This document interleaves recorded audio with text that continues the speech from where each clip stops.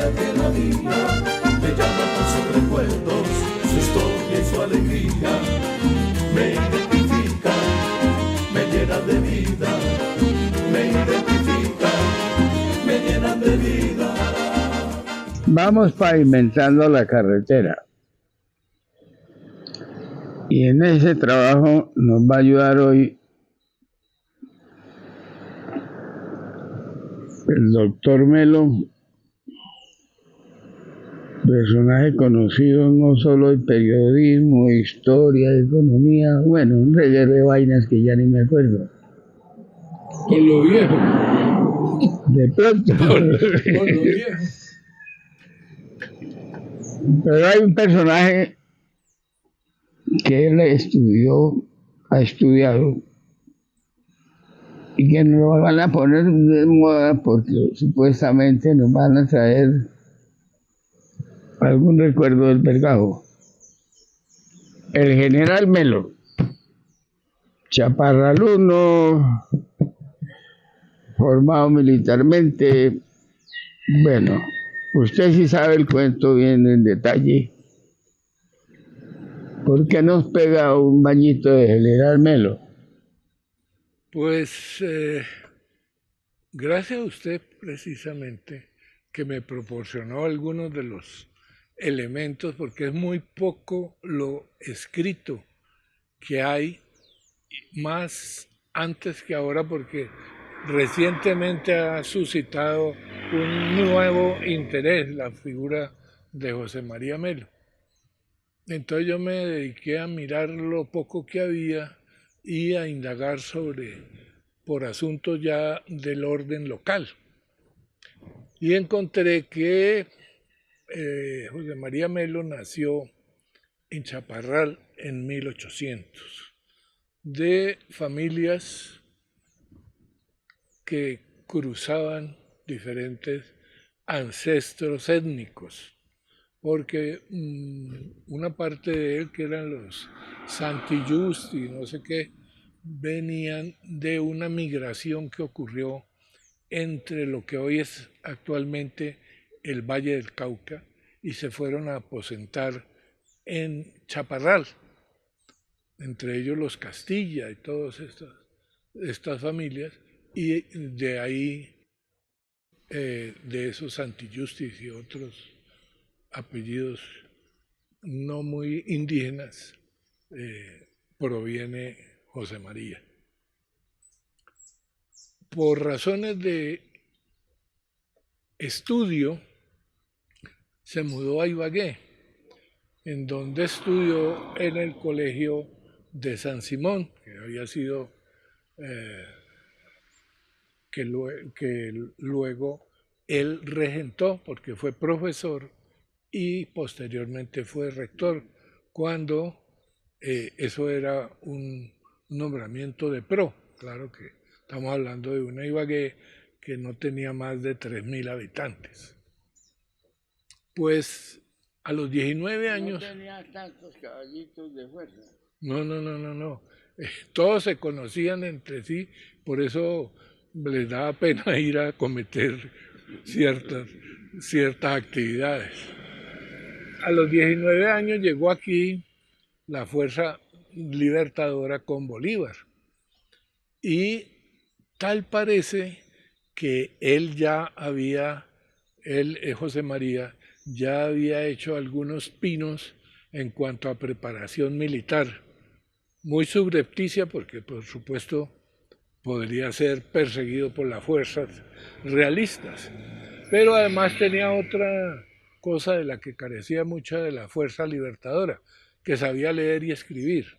Entonces fue inmediatamente involucrado con el Ejército Libertador y fue obteniendo grados que no debería haber accedido por su edad, pero por el hecho de saber algunas cosas lo fueron involucrando.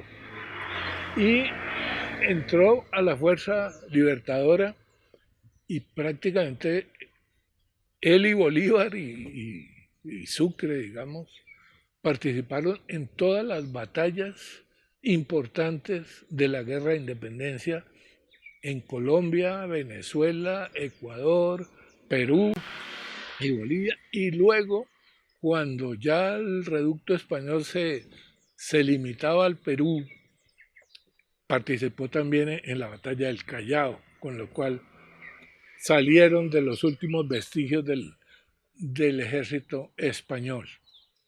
Entonces, si hay algún militar que hubiese sido héroe de la independencia al lado de Bolívar, es José María Melo.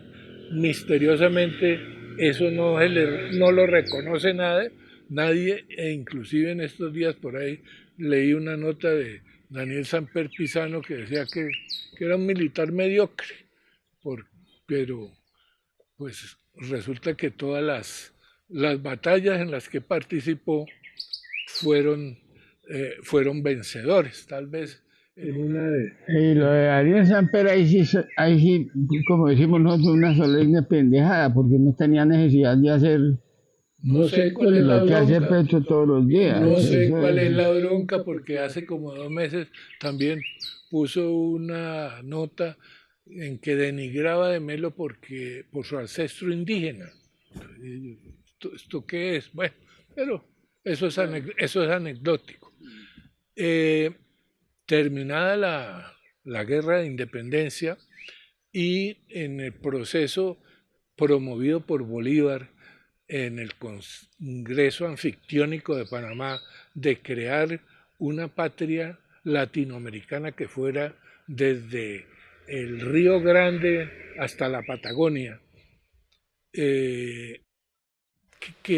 idea que solo quedó reducida a lo que fue la Gran Colombia, que era la Nueva Granada, la Venezuela, Ecuador, y como parte de la Nueva Granada estaba lo que es actualmente Panamá y la costa mosquitia de Nicaragua.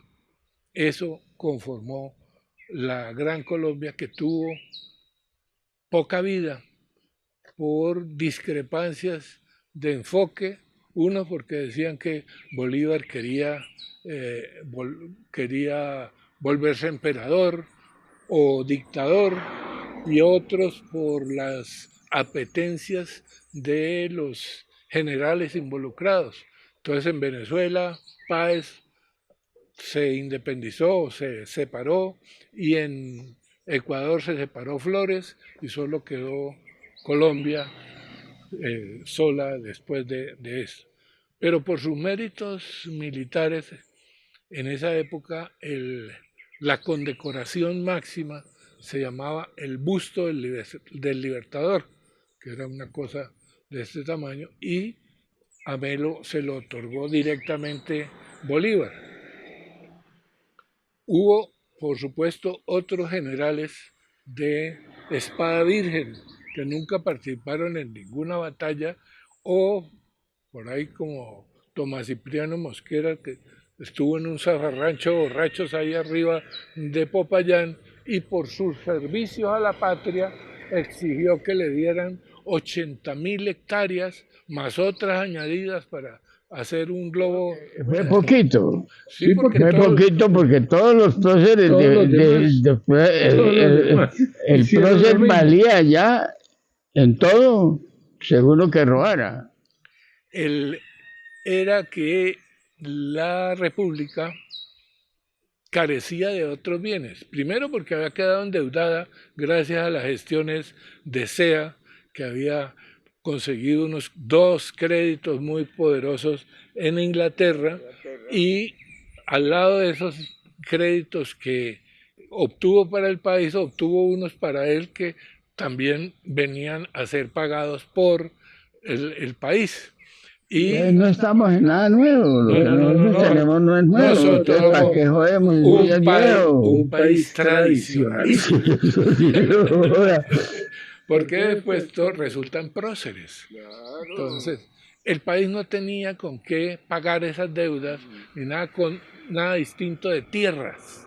de tierras y algunas explotaciones que se fueron dando, la sal, la quina, el tabaco, unas exportaciones circunstanciales que no alcanzaban para sostener el pago de los créditos ni el funcionamiento del país. Entonces tenían que adjudicar tierras.